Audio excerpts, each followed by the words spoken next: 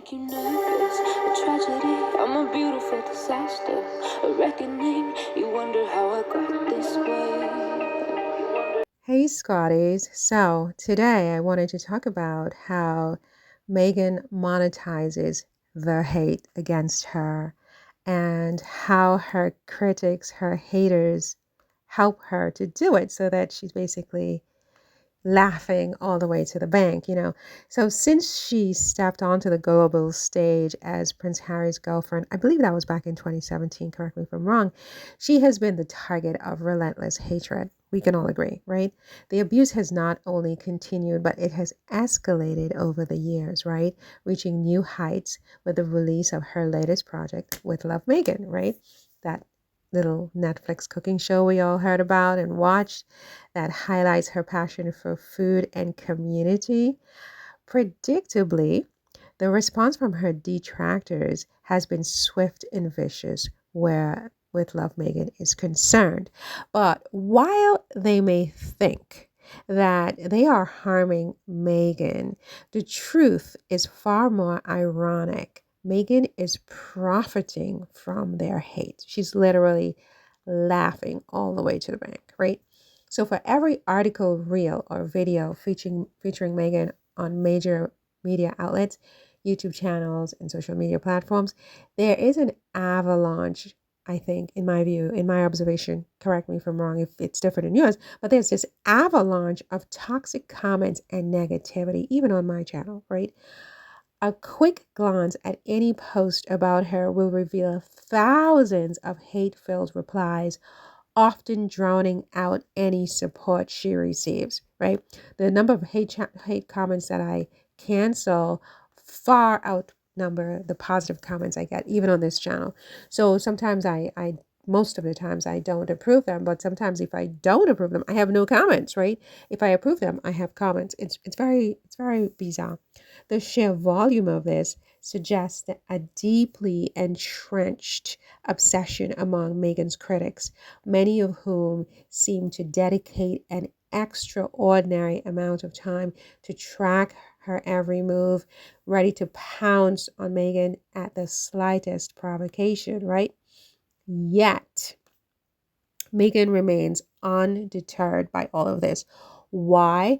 Because hate, like love, drives engagement, right? Every angry comment, every outraged YouTube rant, every news report about her on GB News or wherever, every venomous tweet fuels the algorithm, pushing her name further into public consciousness. It's a paradox, right? The hate brigade, in their tireless efforts to tear Meghan down, what they end up doing is the very thing they claim to despise, making Meghan even more relevant than the day before. It's insane. The paradox is insane. With Love, Meghan has predictably met with scrutiny, right? But the numbers tell a different story. The more people rage about it online, the more curious viewers click, watch, and discuss. And with every view, every social media mention, every article dissecting her existence, Meghan and her business partners and her ventures, they see financial returns. It's called laughing all the way to the bank. Netflix benefits from the controversy, advertisers get increased exposure, and Meghan herself solidifies her brand as a woman who rises above the noise. The haters don't just ensure that Meghan remains a trending topic, they inadvertently contribute to her wealth, right? Meghan doesn't have to lift a finger to provoke them. She merely has to exist, and in doing so, she reaps the rewards of their obsession. Now, this phenomenon is nothing new, right? Public figures like Kim Kardashian, Taylor Swift, all these types of people have experienced the paradox of monetized controversy. The more outrage they generate, the more lucrative their brand becomes. It's absolutely crazy. You want to get famous? Become controversial, right?